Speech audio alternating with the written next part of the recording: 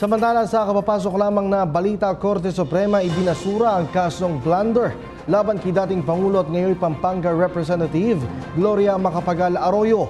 Mula sa Supreme Court, alamin natin ang detalye ng balita mula sa aming kasamang si Lala Babilonia, live via phone patch.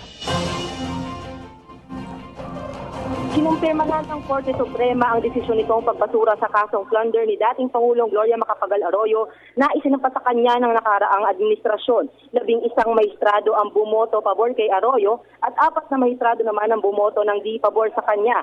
Sa mga bumotong di pabor, 3 sa kanila ay mga appointee ni dating Pangulong Aquino. Ito ay sina Chief Justice Maria Lourdes Sereno at sina Justices Marivic Leonen at Benjamin Caguijo. Pang-4 naman na bumotong di pabor ay ang appointee mismo ni Arroyo na si Senior Associate Antonio Carpio. Sa 11 namang bumoto pabor kay Arroyo, 3 ay mga appointee ni dating Pangulong Aquino. Ito ay sina Justice Estela Bernabe, Francis Hardelesa at Benevido Reyes.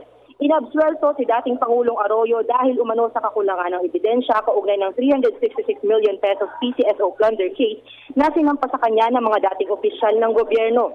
Ani Attorney Topacio, isa sa mga abogado ni Arroyo, sa kanyang statement, ang naturang ruling ay patunay lamang umano na ang mga reklamong inihain kay Arroyo ay pawang walang katotohanan at isa lamang umanong political persecution. Ayon naman sa isa pang abogado ni Arroyo ni si Attorney Raul Lambino, umaasa ang kanilang kampo na mabibigyan na ng karapatan si Arroyo na makapagpagamot sa ibang bansa.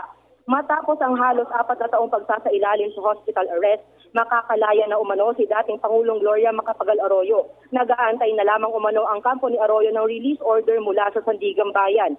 Samantala, kasabay namang ibinasura ang kaso ring plunder ni Benigno Aguas.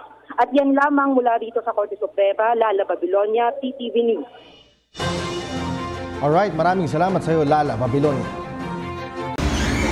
Ako po si Cathy San Gabriel. Subscribe na sa PTV YouTube channel. I-click lang po ang subscribe button.